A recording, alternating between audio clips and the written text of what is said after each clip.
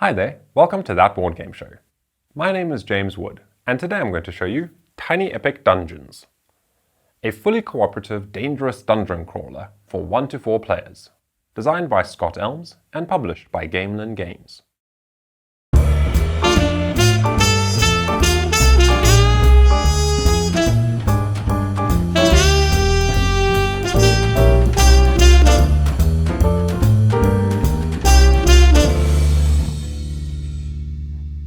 In Tiny Epic Dungeons, we take on the role of heroes, called upon to rid the land of Aughmoore of a persistent evil, a lurking evil that is lurking in the dungeons, and we have to rush into the dungeons, defeat the goblins, the minions, and eventually the epic boss at the end of the fight.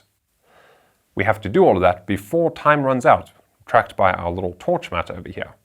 And how we're going to be doing that is we're going to be exploring this dungeon, revealing these room cards as we explore, until eventually we find 2 minions. We will be setting up the game momentarily and we'll be shuffling these 2 minion cards in.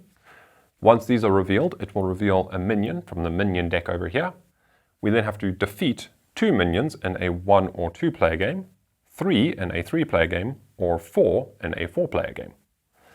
Today I'm showing you the solo game, which is virtually identical to a 2 player game, in that I'm controlling 2 heroes. Once we have defeated the minions, we then need to look for the entrance to the boss's lair, at which point we can enter the lair, flip over the boss card revealing what the boss is. There are numerous bosses in the game to choose from. I've shuffled them up and put one here at random. And then we will also flip this card over to its Act 2 side. So basically the game is played out in 2 distinct parts. We have Act 1, where we're running around exploring the dungeon, fighting the minions and fighting the goblins. Then in Act 2, it is the ultimate boss fight. If we can defeat the boss before time runs out, we have won the game. And if we fail to do so, then the darkness leaches out of the dungeons and starts to spread all over Aughmoore. So we don't want that to happen. So before we dive into the gameplay, there's one final little setup step that I have left to show you on camera, because it impacts the strategy of the game quite dramatically. What we're going to do is we are going to reference our handy dandy rulebook, because I can never remember the exact numbers for how to set up the deck. And the reason I'm showing you this is just so that you can see the strategy, which I will be explaining as we start the gameplay. So we're going to take 9 cards from the room deck based on the number of players. So with 2 heroes, it's 9 cards. 3 heroes would be 7 cards. 4 heroes would be 5 cards. So we're going to take 1, 2, 3, 4, 5, 6, 7, 8, 9. So this deck is just all the rooms, all the basic rooms of the dungeon, which contain goblins, traps, spells, empty rooms, etc. So we're going to set aside 9 of those. Then we're going to draw 1 card per hero from the encounter deck. The encounter deck is this deck with minion cards, and you'll see on the back it has the room symbol. So we're going to take 2 minions. In a 3-player game, 3 minions, 4-player game, 4 minions.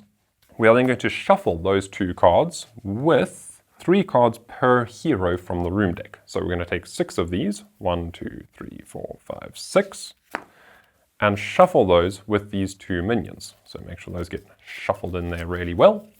And the game does not come with these sleeves. I have added those on after the fact, because you do a fair amount of shuffling and handling of the cards in this game. So I have decided to protect my cards with little square card sleeves. So now that forms deck B.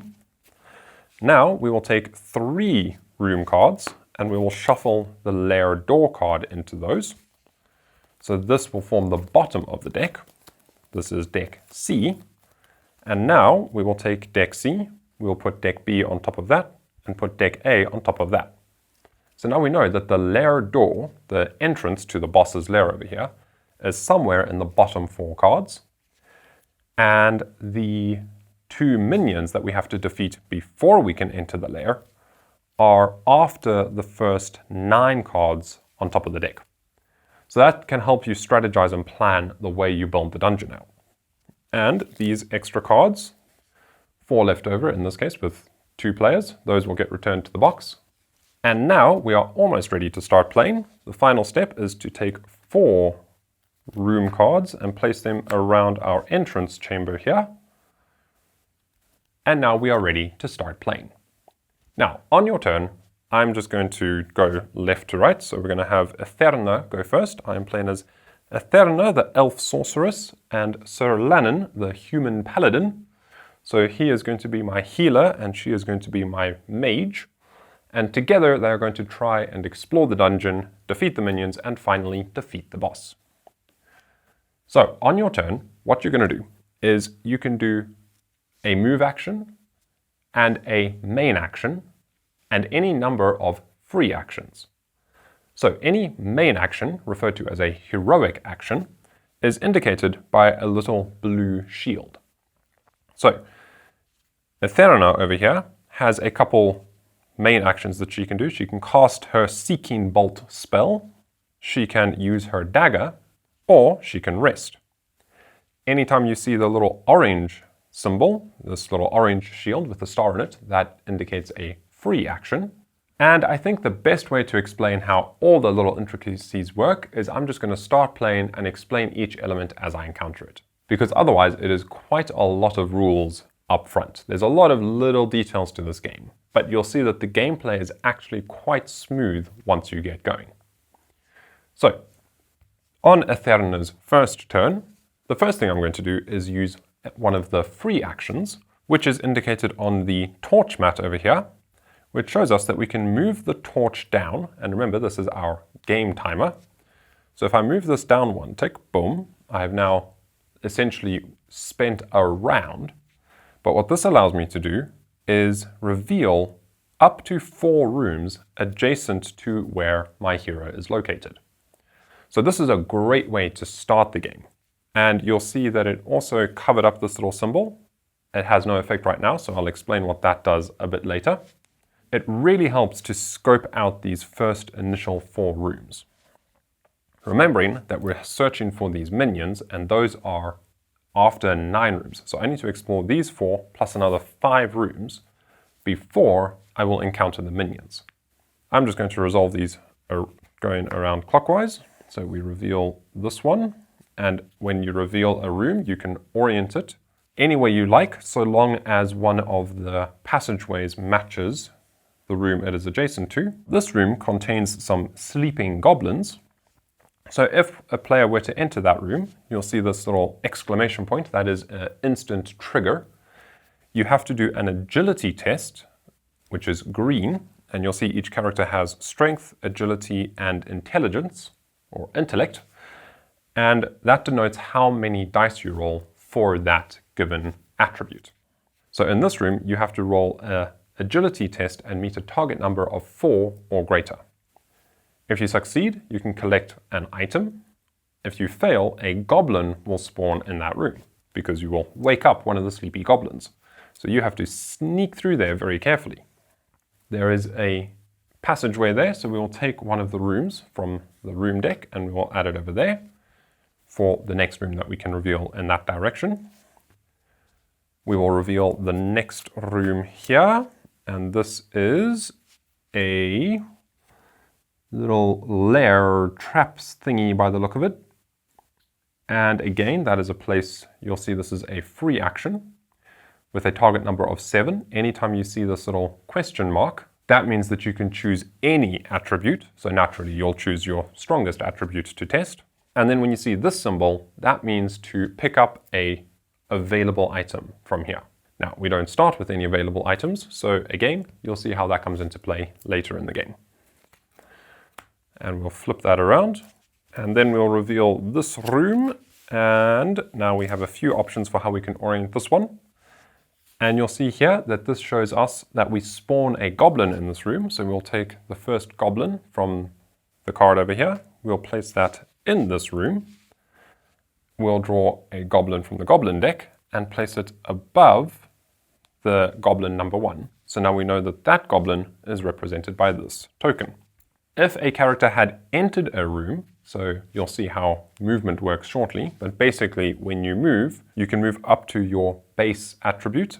Etherna can move 4 and Sir Lannan can move 3. As soon as you enter a room, you can explore rooms by moving into rooms that have not yet been revealed. So if I had moved into this room like that, and I revealed the goblin like this, Etherina would instantly take 1 damage, because she gets surprised by the goblin and it gets the jump on her. In this case though, because we use this free action to reveal the rooms around us, we're just scouting out the rooms. So we can see this goblin over here, but it's too far away to actually attack. So now I can orient this tile however I want. I could go that way. Whoops, I could go that way, or I could go that way. And one thing that I haven't explained is the reason why everything is so spread out here is, as you can see, this dungeon is going to sprawl out as we explore it. You can explore it to a maximum of 3 squares on each side of the central chamber. So that's why I have spaced myself out like this. And in fact, I'll put a little overlay now to show you the maximum boundaries of the dungeon. So as soon as we explore to this 3rd room over here, for instance, I can't keep going that way. So it just contains it a little bit. So with that in mind, I want to decide how to place this one. And what I could probably do is, if I want to keep going this way, yes, let's do that. I'll explore like so, because that's given me some options here. Now, I reveal 2 new rooms. I reveal one over there, and one over there. And then finally, we will reveal this room. And I can have it pointing into this direction so that it matches up with this room here, which means I put one there. Or I could do that to try get more rooms revealed, which is what I'm going to do. Okay, and this room is a little eating hall by the look of it, the remains of a little goblin feast.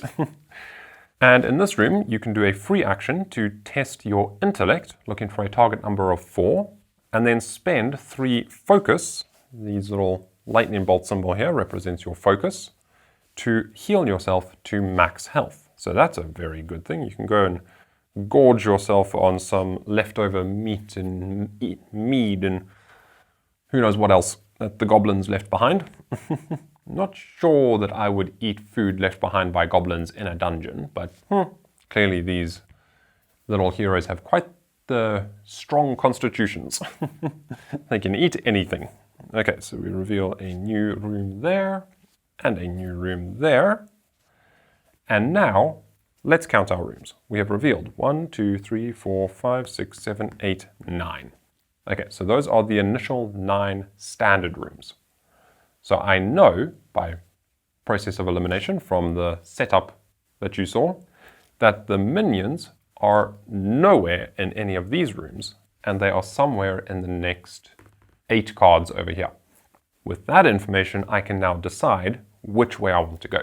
So it is still Etherina's turn. That was just her first free action.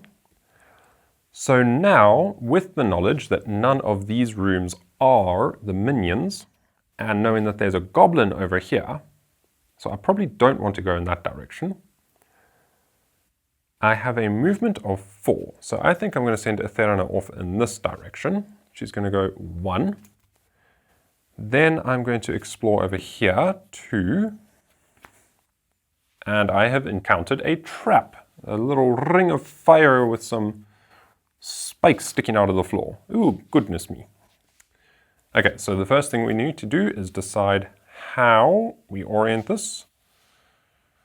I know my minions are not down here, so I'm going to orient it like that and put 2 rooms over here. So now I know that the minions are somewhere in this corner. Now, that was my second move to move into that blank room. And as soon as you enter a trap room, you have to perform a test. In this case, because it has the question mark, I can test any of my attributes. So I will test my intellect naturally. And you'll see the first die roll of the game. We take these 3 dice over here. You'll see how this one comes into play a bit later. And we give these a roll. We'll roll them in my tiny little dice tray here. I have a teensy little dice tray. In fact, what is often done with these tiny epic games is you would use the box lid as your dice tray, but I have the box lid back there, so I'm using my own little neoprene dice tray here. And now you will see that we're looking for a target number of 6. And I have rolled 3, 4, 5. Because the way you resolve your dice is you always pick your highest value die, and then you can only add other dice if they have this plus symbol.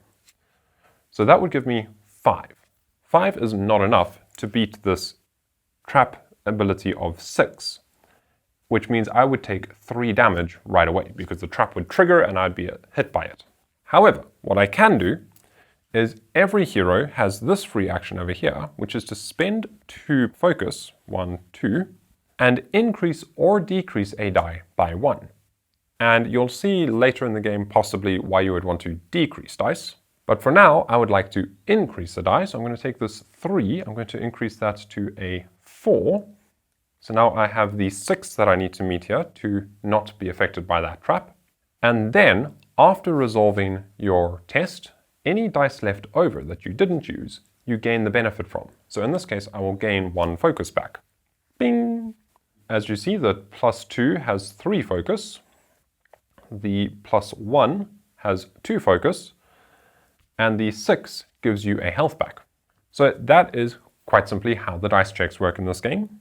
So now I have evaded that trap, so I don't take the damage. Now this action over here, little blue shield, is a main action. That's a heroic action. So that would be my only heroic action I could do on this turn, which would mean I wouldn't be able to do any fighting later. But I'm going to try do it because that is to disarm this trap. So if I can roll an intellect test of 5 or greater, then I will gain an item or a spell from the item or spell deck over here, and I will place one of these little gear tokens over here to disarm that trap, thereby nullifying it for future movement. So I'm going to try to do that. That will be my heroic action for the turn, and I'm going to test my intellect, which is 3 dice again. We are looking for a 5 this time. And there we go, we got it. We got the 5 over there. I got 2 4s that I'm not going to use, so I'll get 2 focus. Unfortunately, I only have space for 1. And that is successful. I have disarmed that trap. Good job, Eterna. And we will pop that over there to indicate that it is disarmed. I don't have to worry about it again. And now the benefit of that is to gain an item or a spell. Eterna has a research action. This is a free action where she can spend 4 focus at any time to learn a spell. And you can hold at most 2 spells per character. So I think she'll take the item because she can get spells more easily. And you can see the first item come into play. This is an amethyst figurine, and it is a small item. You may carry 2 small items per hero. And this amethyst figurine will not actually help her. Because what it does is it gives you +1 die on your intellect rolls. And Eterna already rolls 3 dice, and there are only 3 dice in the game, so you can't roll more than 3. So what she's going to do with this item that she found is she's going to leave it in the dungeon, place it over there face up. And now in the future, anytime you see this little symbol with the arrow, or the symbol where you get plus item or spell, means you may take from either this face up collection or from the deck. If it's with this arrow, it can only be from the face up. If it's the little plus symbol like that, it can be from the deck or from the face up. So that is Eterna's heroic action for the round, but she's only moved twice, so she can move 2 more spaces. And I think before she moves any spaces, she's going to spend 4 focus, 1, 2, 3, 4, as a free action to draw a spell. She's going to learn a spell of invisibility. So this is test any attribute. You're looking for a target number of 5. And then this allows you to spend 2 focus and move through enemies. Now, why you would want that is a rule that I haven't explained yet. And that is if ever you move into a room with an enemy token, be it a goblin or a minion, your movement is instantly cancelled. You can't keep on going. As you see here, I moved in here, I explored here, I have 2 movement left, I could keep going. If I had moved into a room with a goblin, if this had been a goblin room here, that would have cancelled any further movement. This Cloak of Invisibility allows you to do a spell, but you see it's the shield, so it's a heroic action, to spend 2 focus and now do a movement through enemies and then perform another action. That's what the little red wild question mark means. You can perform another action 1 time. So we will give that to Eterna over there and try to remember she has it. Now, she can't use it immediately because of the fact that she's already done a heroic action. She could spend another 4 focus to learn another spell, because that's a free action and you can do any number of those. But she's going to rather save that focus for potentially using it for other things later. And she's going to continue exploring. And I think we're going to explore this room over here. So she's going to use her 3rd movement to go in there. And we will reveal this room. And it's a goblin. Okay, so now even though she has 1 movement left, her movement is now cancelled because she has woken up a goblin. Boing! And we'll keep them lying down for you. And it is a stabby goblin. We have a shooty goblin down here. Whoops, you're meant to be in the entrance. And a stabby goblin over here. Now, because she entered this room, she takes 1 wound immediately. Boop. But she is in a room with a free action. So now this isn't movement. She can use this room, which is a portal. She can spend 2 focus and she can move to any revealed room in the dungeon. But I think she's happy where she is. She'll rather stay where she is so I can show you how combat works a little later. So that's the end of her turn then. She's not going to do any more free actions. She cannot fight the goblin because she used her heroic action to disable this trap. So her turn is now done. Now, at the end of a player's turn, we move this torch marker down 1 step, and you'll see it starts in different places depending on the number of heroes. So we started over here with 2 players. You would start there with 3 players, and you would start up there with 4. And this little symbol that we just covered over is to reveal a new goblin in the entrance chamber. So we take another goblin symbol here. Now, he does not get a wound when they show up from this card. It's only when you encounter them in here. And we reveal a boomy goblin. Dun dun dun! And now it is Sir Lannon's turn. And this seems like a good time to explain that one of the ways you can lose the game is if ever you have 4 goblins revealed already and you would need to draw a 5th. If you ever do that, then the dungeon is overrun by a swarm of goblins and the heroes are overwhelmed and run away and the day is lost. So we don't want that to happen. So it's quite important to keep these little goblins under control. I've been kind of ignoring them, but now it's time to fix that. Sir Lannon starts his turn in a room with the goblin. Now, he could move out of there. You're allowed to freely move out of a room with enemies. You simply can't move through a room with enemies. So Boomy Goblin here is the one that's shown up in the middle. And he will move or attack. That's what the little slash means. You see here we've got this shooty goblin who will move and attack. And if it's got a number there, that indicates its range. So shooty and boomy both have ranges of 2. And they will attack all enemies within their range. And they will do all of that whenever the torch mat lands on one of these little enemy spaces. So we know now that at the end of Sir Lannon's turn, we're going to move the torch marker down 1, and all 3 of these goblins are going to trigger. Okay, so Sir Lannon definitely wants to deal with one of these goblins, that's for sure. And then we need to start exploring in this direction, because this is where the minions are going to be lurking. So let me bonk this goblin, I think. Yes, I will bonk this goblin. So now you will see how combat works. So Sir Lannon is going to attack goblin number 3, which is this boomy goblin here that just came running down the stairs and spotted me. So now I'm going to do my heroic action, which is going to be to use my hammer. This is an attack action. I could, if I wanted to, use my divine might to cast a spell using my intellect with the target number of 4 I would then spend 2 focus and resolve a melee attack, that's the little sword symbol, with +2. But I'm not actually going to do that because I would rather hang on to my focus. And the goblins are quite easy, typically, to take out. So now we're going to roll this red die, because this represents what the goblin will counterattack with if I don't defeat it.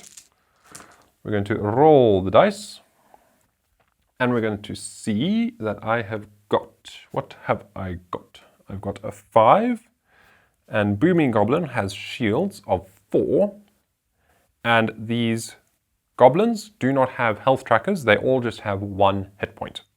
So as soon as you've gotten through their guard, they are finished.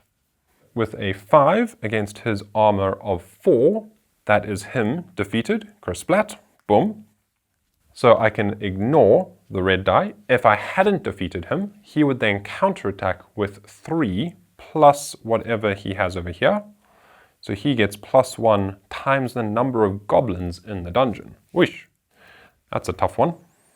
I've got these 2 dice left over, which would give me 2 focus, but I haven't spent any focus yet, so that doesn't help. And then the bonus for defeating this goblin, which we see here, when a hero defeats the goblin, I can get an item or a spell. Now I think Sir Lannon is actually just going to grab this amethyst figurine. We'll say that Atherna picked it up over there and she just threw it back down the hall at Sir Lannon. We'll discard the goblin over there, because now he has +1 die for his intellect rolls, which is fantastic because it means his divine might spell will be that much easier to use. And that is not the end of his turn, because he didn't move into a space with an enemy, so he can still move. He has 3 movement. So let's go explore this room, shall we? We're going to go 1. He does not need to do that free action because he's already at max health.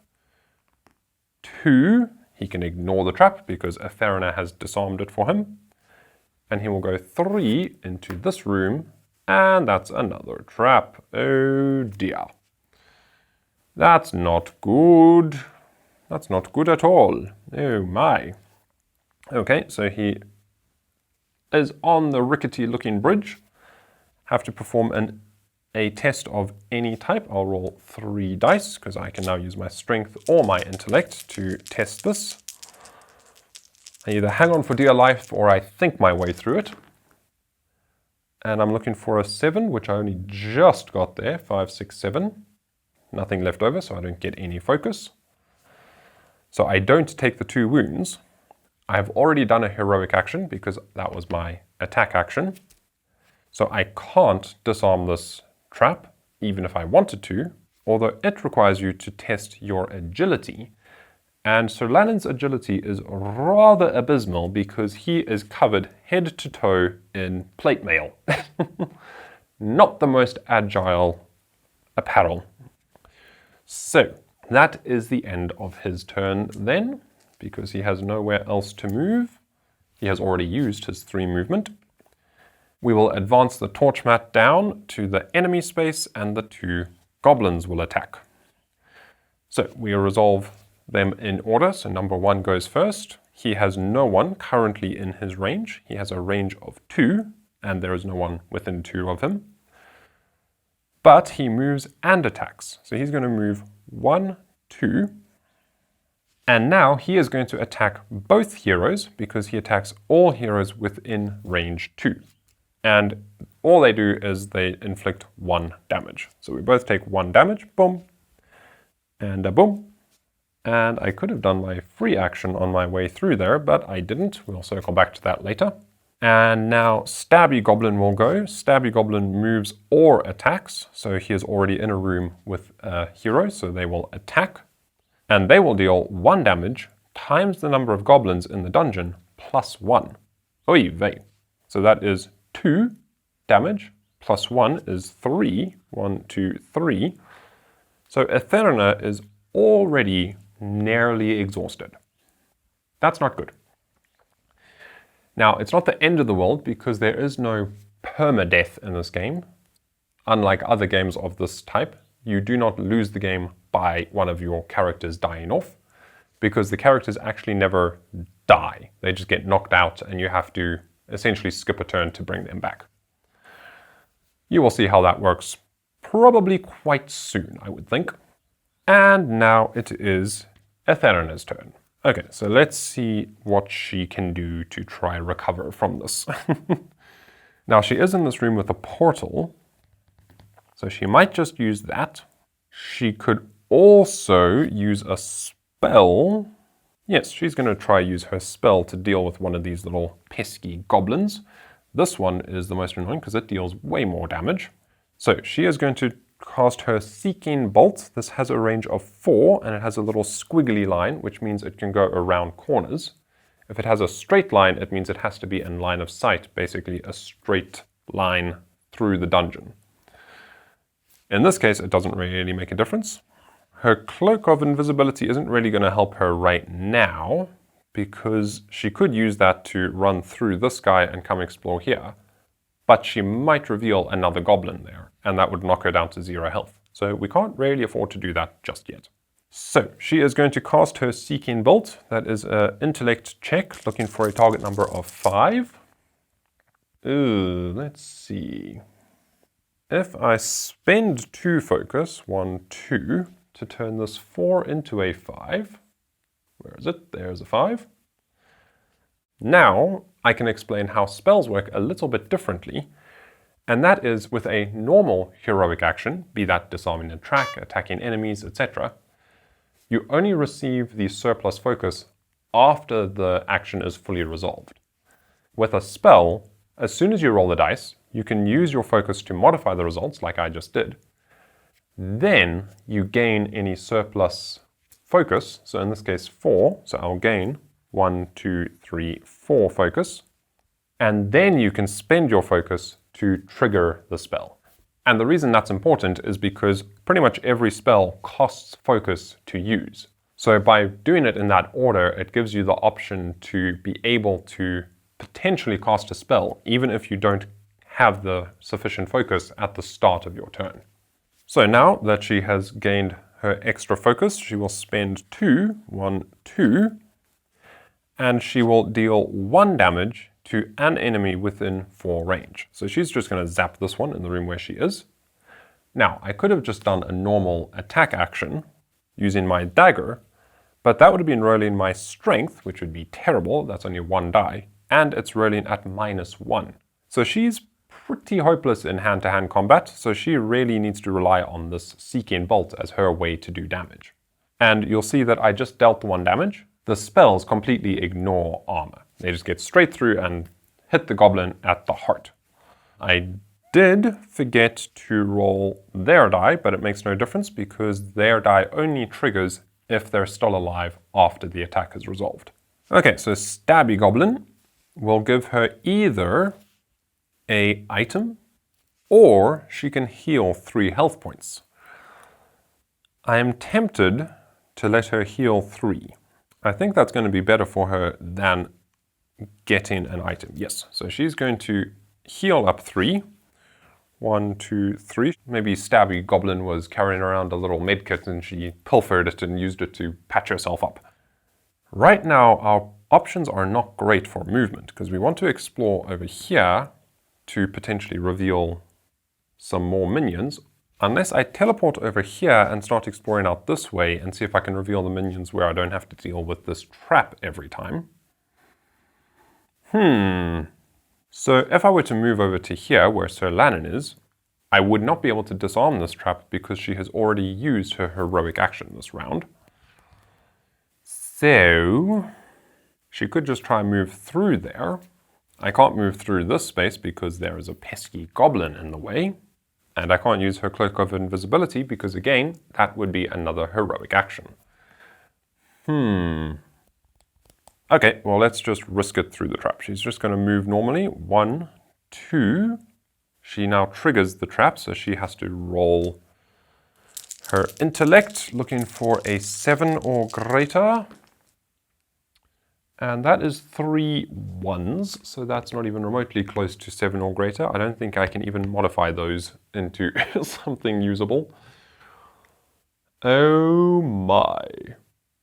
Okay, so that is a fail, but the bonus is that I get 6 focus because I didn't use any of those dice, so I get up to full focus, but I do take 2 wounds, 1, 2. That's not great. Good thing I used that goblin to heal up.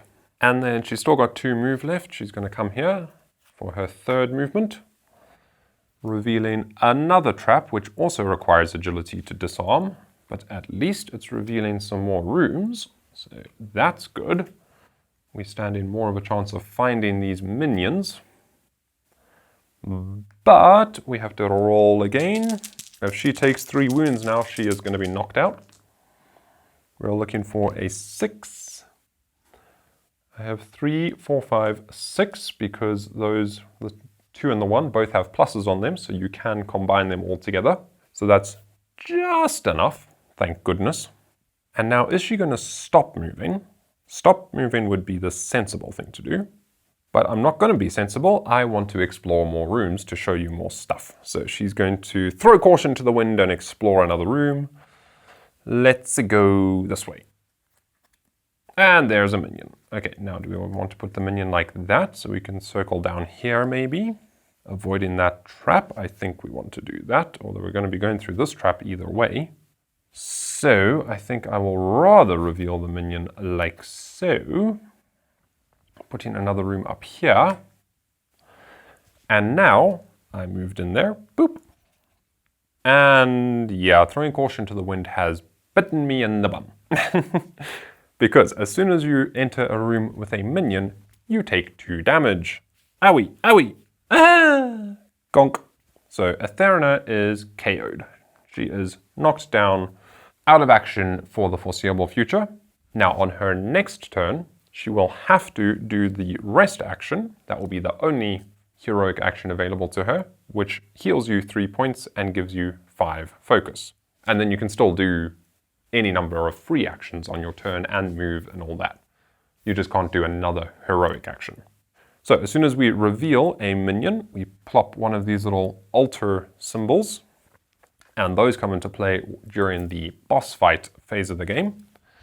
We reveal a minion from the minion deck and pop it over there. A dire serpent shows up. That dire serpent has direly zapped Atherna. And we take one of these little heart symbols and plop it on there to indicate that the dire serpent has 6 health. Now, pretty much our entire focus is to zap that dire serpent to make some progress towards finding the boss. Okie dokie, so Atherna's turn is done. She could do some free actions, which I think she will do. She's got loads of focus. She's going to use some of that. 1, 2, 3, 4 to learn another spell. She's going to study another spell and she's going to dungeon scry, test any attribute with a target number of 5, spend 2 focus, reveal a room adjacent. Is that adjacent or is that anywhere? I think that's anywhere. And perform another heroic action or move. That's rather interesting. So that little symbol there means to reveal a face-down dungeon card anywhere in the dungeon. Okie dokie dokie.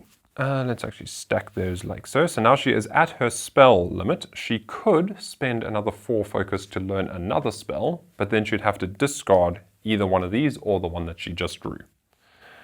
Neither of them are helping her with fighting though. So let's actually do that. She's going to spend 4 focus, 1, 2, 3, 4, because she's going to have to rest on her next turn, and when she rests, she gets 5 focus back. So she might as well use it to learn another spell, which is a Tempest of Arrows. That's better, because this is a spell, and it allows you to target 1 enemy up to 3 spaces away, and all enemies up to 1 space away. You perform an intellect test of 6, spend 5 focus, and then you deal 2 damage to 1 enemy up to 3 spaces away, and 1 damage to all enemies within 1 space. That is much more useful than the dungeon scry or invisibility. Which one do I want to get rid of? I'll get rid of the invisibility. I think Dungeon Scry might be more useful in the long run. And we'll pop that there. Now remember, when you discard face up over here. So that is still available to be collected later, should we need to. For instance, he could always pick that up because he has 3 intellect now. So that might be worth looking to. That is the end of Etherina's turn. The torch marker moves down 1 step, landed on a blank space, so nothing happens. Now it shall be Sir Lannon's turn. Sir Lannon, what you're gonna do? You are going to go and fight this serpent. That's what you're going to do. Okay, so Sir Lannon is going to go charge into a trap. So he's going to test his strength. He's going to try bully his way through it. Ooh, isn't that nice? Okay, so he's going to use the 4 plus 2 for 6. That resolves the trap. And then this 6 means he can heal 1. Huzzah! Lovely. Then he's going to move into the room with the dire serpent. Then he's going to do a free action to spend 2 focus, 1, 2, to do his healing hands and heal 1 ally within 1 space. So she gets 2 health back. Jolly good. That means that she stands up. Boink. So she won't have to spend an entire turn resting. Although she still might because she's going to need focus to do anything useful. But we shall see. Now he could do that again because you can do any number of free actions. But first I'm going to use my Divine Might to attack the serpent. So this is not technically an attack just yet, because it triggers an attack. So I will do an intellect test. I will roll 3 dice. I'm looking for 4. So I will use the 6 and I'll get 2 focus back. Boom. I will then spend 2 focus. Boom, boom. And now I can perform a melee attack with +2. So now I will roll the red die because now I'm fighting the dire serpent. Unfortunately, the dire serpent has extra defense and extra counterattack on melee. Oh dear. But oh well. So looking at his little card over here, I can see on a melee attack he attacks back with +4 and he has +1 shield. So you really want to do ranged attacks on this one. Or spell attacks, which is her strong point. Oh well. Let's see what we get. Ooh. Okay, that's not bad. So we've got 6, 7, +2 is 8, 9. Against his shield of 6, that would deal 3 damage. I will spend 2 focus, 1, 2, to increase this 1 into a 2. So now I'm doing 8, 9, 10 damage, minus 6, so that's 4 damage on him. 1, 2, 3, 4. That's an awful lot better. Now, because Dire Serpent is not defeated, he will counterattack with 2 plus 4, so he's counterattacking with 6. I now reference my defense over here, which is 5, so I take 1 bink damage. Okay, and that is the end of Sir Lannon's turn, I think. Yes, he does not have enough focus left to heal her again, which is not great, but oh well. And then he moved into a room with an enemy, so he can't keep going. So that's the end of his turn. We move this down. We spawn a goblin in the entrance chamber. A pokey goblin shows up, and it is now Etherina's turn. Now, Etherina would like to use her Tempest of Arrows to attack this jolly serpent, but she has no focus. So even though you get focus before you cast a spell, I don't think it's going to help. So she could use Dungeon Scry, and then that lets her do another action. That might be interesting, but I don't think she's going to charge up enough. She needs 5 energy, so she is still going to rest, even though Sir Lannon came and healed her up. Thank you, Sir Lannon. That was very helpful because now she's going to rest. She's going to get 3 health back. 1, 2, 3, and 5 focus. So she's charged up, she's ready, she's lumbering up to cast her Tempest of Arrows. And because that is a ranged attack, she could move away from here, so that she's not in the same room as that dire serpent. That's probably not a terrible idea. I might reveal another minion by moving, but we shall see. Okay, she's going to move up to here. And there's another minion. Called it. I had a feeling that was going to happen. Oh dear. Okay, so let's see. 1, 2, 3. I don't put a card here because that's at the top upper extreme limit of where things can be. And now I can check here and see that we have 4 cards remaining in the room deck. So I know that now the boss's lair door is somewhere in these 4 cards. So that's something to bear in mind as I explore the dungeon further. But now I've got 2 minions that are going to trigger. Actually, what I will do is I'll orient this that way, because then that gives me a path into this room, for what it's worth. Okay, so we plop a little altar symbol. She takes 2 damage, plink plonk. Ouch. We reveal another minion. Oh my, a dungeon crawler. We have a spider. We have a giant spider in the room. Ah! And we plop this on here. Okay, so if she can survive to her next turn, this Tempest of Arrows is going to be jolly useful, because it's going to have lots of things to target. Granted, she's still awake on her next turn. Fortunately, I don't think the dire serpent is going to move. So I think we're okay. Right. Because at the end of her turn, she has finished moving.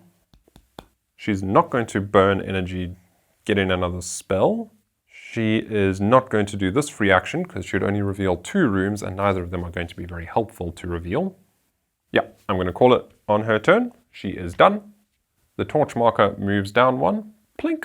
And all the enemies get a turn. Oh dear. Okay, so goblins go first. Fortunately, they are far away, so they're not much of a concern. Shooty Goblin will move 2 spaces, 1, 2, and then target all heroes within 2 range, so he can reach Sir Lannan. That is 1 hit. Plonk. Then Pokey Goblin will move or attack, and he moves 3, so he's going to go 1, 2, 3. So they're getting closer. Then we will resolve the minions in the order they came out in. So we'll resolve the dire serpent first.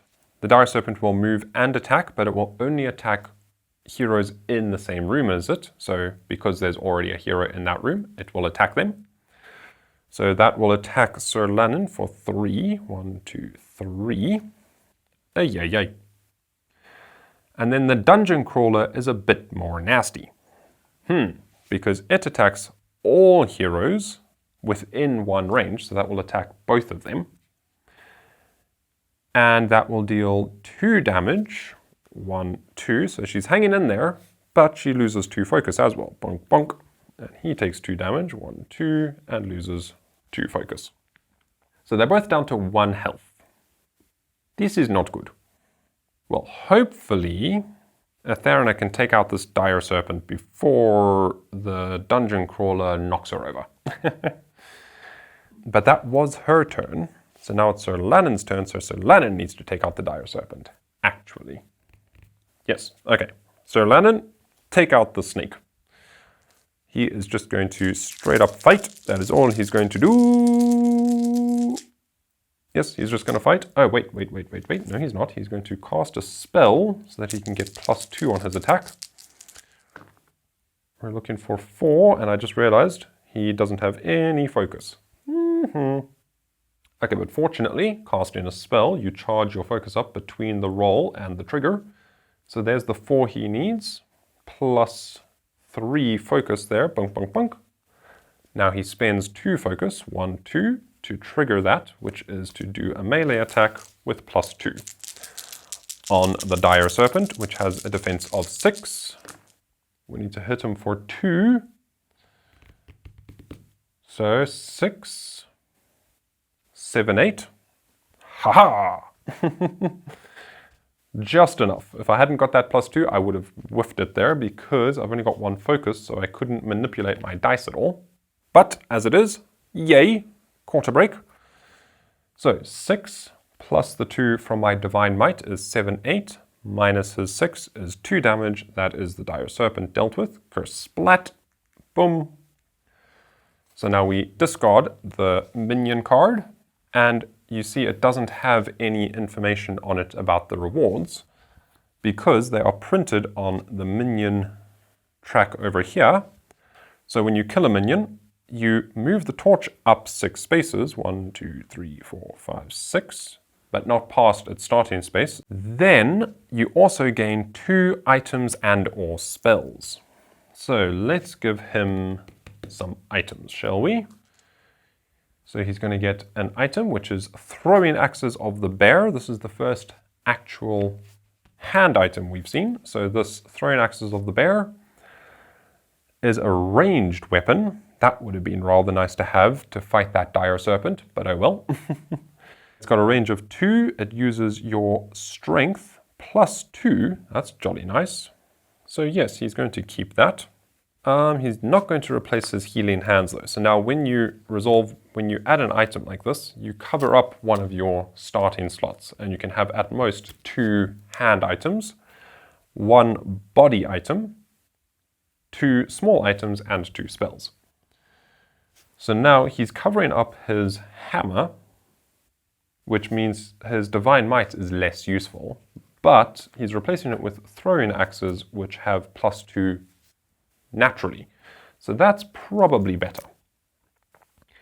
And you will also see it has these little pluses down here. So it says Throwing Axes of the Bear. This is part of a legendary set. There are 4 cards, I believe, of each legendary set type. So if I can find more items of the bear set, then they will combine together to give me additional bonuses. In this case, adding additional stats to my melee attacks. So we'll plop that there for now. I can freely swap this around during my turn. I can even drop it and pick up something else. I'm going to draw a second item, which is Robes of the Phoenix, which is unfortunate that it's not something of the bear. So now you see I've got 2 different sets going here. And that allows you as a free action to spend 2 focus and move to any revealed room. So that's very powerful. I could take that, or I'm actually going to leave that there because I'm going to leave that for Etherna to pick up because she can hold a lot more focus. So rather give her that to be able to teleport around. Actually, I'm just going to give it to him for now, boom, because he actually has less movement. He's only got 3, she's got 4. So it will be more useful for him to be able to teleport. And now we will move this down and the goblins will attack and the minion will attack, but I think I'm going to pause it there because you have now seen how it works when you defeat a minion. You have seen how the various items interact with each other. I'm just going to show you here. So if I had, there's another armor thing, so you could equip that like so. Let's just whiz through here. All right, there we go. So there's the Ring of the Phoenix all the way at the bottom. So if I was trying to build up that set, I would have been waiting a very long time. So now you see if I have these 2 items equipped, I can carry that small item and I can have that on my body. Then whenever I cast a spell, as long as I have both of these items equipped, I will gain 1 additional focus.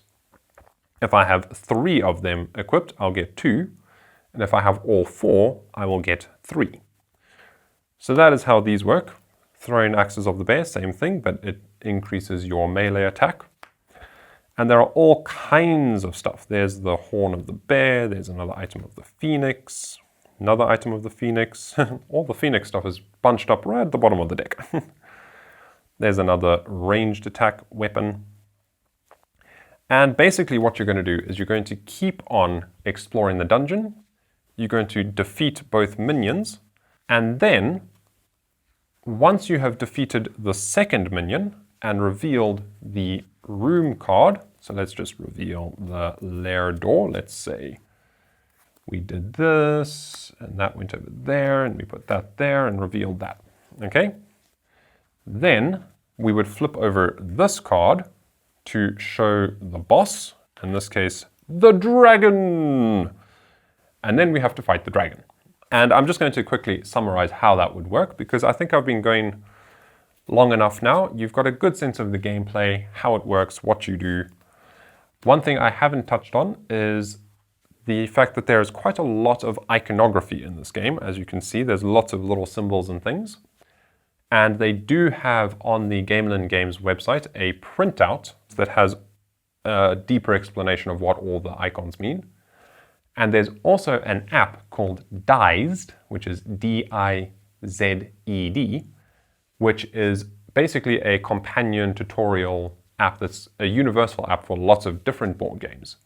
And that has baked into it a very good reference for all of the different items.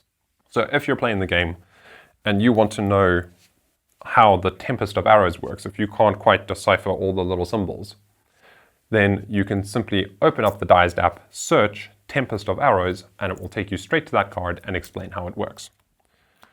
So those are just a couple useful things. I'll leave links down in the description below for them. And once you have defeated the final minion, found the lair door, you'll see here it's a little golden shield, so that is a free action. You can use that free action to enter the lair at any time, and then you move your hero on these little spots. This is the entrance point here. And wherever you end, you will take the negative effect. So if you end your movement over there, you'll lose 1 health. If you can end your movement over there, you'll gain 2 power, and so on. And then what you need to do is you need to whittle the boss down to 0 health.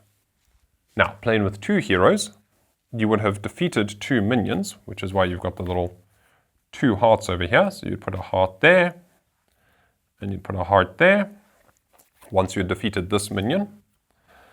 Then, when you flip this card over, you place both hearts on top here, because now you have to take down the boss all the way with both of those hearts. And what this little symbol means, that's where these altars come into play, whereby you would have to lure the boss out. So the boss is represented by this little token. So the boss will show up on its mat. You can then do a free action, because you'll flip over this card from Act 1 to Act 2, which now reveals a new free action you can perform, which is to taunt the boss. So a hero can taunt the boss, and they can spend 2 focus, 1, 2, and go, look at me, boss, come over this way. And then the boss will get really annoyed and come stomping out of their lair to attack you. And they'll move up to their movement. And if they move onto one of these spaces, these are altars that are set up around that are protecting the boss. And as soon as the boss enters one of these spaces, it takes down that protection. We take that altar and we place it on their mat. Now, why do we want to do that? Well, until that altar's there, you cannot reduce their health beyond that point. So if I revealed this boss and both my heroes ran into the boss's lair here and they were fighting,